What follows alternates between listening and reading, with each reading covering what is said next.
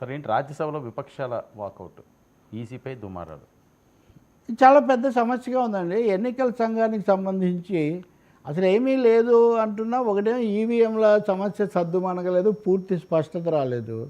ఆ తర్వాత అక్కడ ఫుటేజ్ ఇవ్వడానికి నిరాకరించింది ఎన్నికల సంఘం తర్వాత కేసుల్లో. దాని మీద కూడా సుప్రీంకోర్టు ఆగ్రహించింది. ఒకటేమో ఎన్నికలకు సంబంధించిన ప్రతి డాక్యుమెంట్ కూడా పరమ పవిత్రమైనది, మీరు దాన్ని ఎలా ధ్వంసం చేస్తారు? ఎవరైనా అభ్యంతరం పెడితే మీరు ఆ కేసు తేలే లోపలే మీ దగ్గర ఉన్న డేటా డెలీట్ చేసి మేము దాన్ని మళ్ళీ వాడుకున్నామని మీరు చెప్తే పూర్తి న్యాయం ఎలా జరుగుతుంది? మీరు ఇలా చేస్తే మేము జోక్యం చేసుకోవాల్సి వస్తుందని ఎన్నికల సంఘం చెప్పింది. అంటే రెండు సమస్యలు ఇక్కడ. డేటాను చాలా తొందరగా డెలీట్ చేసి పరీక్షించే అవకాశం లేకుండా చేయటం. రెండవది ఫుటేజ్ ఇస్తున్నటువంటి, ఎప్పటి నుంచో ఇస్తున్నారు ఫుటేజ్ అడిగిన వాళ్ళకు. ఫుటేజ్ ఓపెన్ కదండి, ఫుటేజ్ ఎందుకు? సాక్ష్యం కోసమే కదా.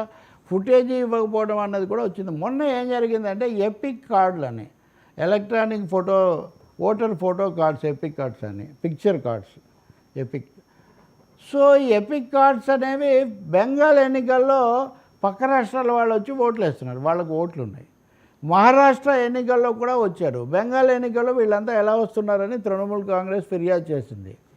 చేస్తే పొరపాటు జరిగింది, వాళ్ళ కార్డు ఇస్తాం కానీ ఓట్లు వేయరు అని ఎన్నికల సంఘం ఖండించే ప్రయత్నం చేసింది. అసలు ఒక్క నెంబర్తో రెండు కార్డులు ఎలా ఇస్తారు? అవును. మహారాష్ట్ర వాళ్ళు వేరే రాష్ట్రం వాళ్ళకు ఓట్లు ఎలా ఉంటాయి? బెంగాల్లో బీహార్ వాళ్ళకు, హిమాచల్ వాళ్ళకు ఓట్లు ఎలా ఉంటాయని వాళ్ళు తీవ్రంగా సవాల్ చేశారు. ఇది కూడా కోర్టులో ఉంది. ఇక దీని మీద గొడవ బాగా పెరిగిపోయిందని ఎన్నికల సంఘం 23వ తారీఖున అఖిలపక్ష సమావేశం పిలిచింది. ఇప్పటివరకు వాళ్ళు అన్ని తోసిపుచ్చేవాళ్ళు కదా, ఏం తప్పు లేదని. దీని మీద రాజ్యసభలో చర్చించాలని వాళ్ళు అడిగారు, లోక్సభలో కూడా అడిగారు. రాజ్యసభలో దాదాపు కాంగ్రెస్, వామపక్షాలు, తృణమూల్ కాంగ్రెస్, డిఎంకే, శివసేన, ఎన్సీపీ అందరికీ చాలా అన్యాయం జరుగుతుంది. ఇంత భారీ ఎత్తున ఓట్ల గలంతు. ఒక మాట హిందూ కూడా సంపాదకీయం రాసింది ఇది వరకు.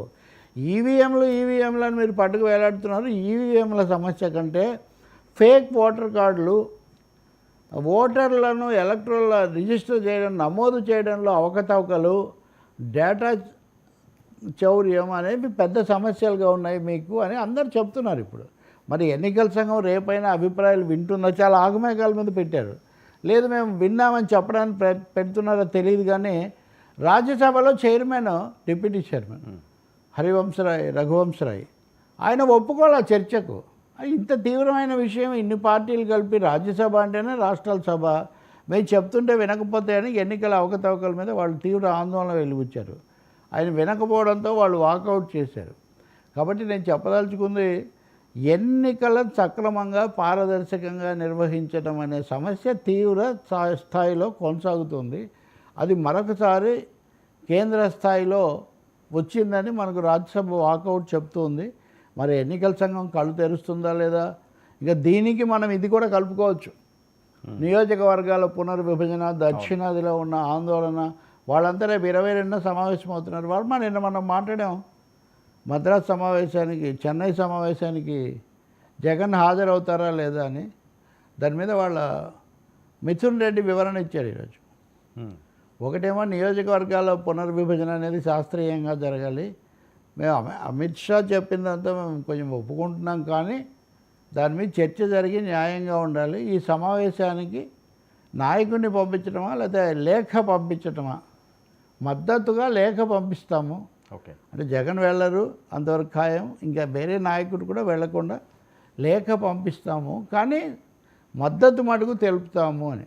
అంటే ఎన్నికలకు సంబంధించిన, ఎన్నికల కమిషన్కు సంబంధించిన ఆందోళన మటుకు వైసీపీ మద్దతు తెలుపుతూ ఉంది. అది ఇక్కడ ముఖ్యమైన అంశం. ఇంకే అంశంలో వాళ్ళు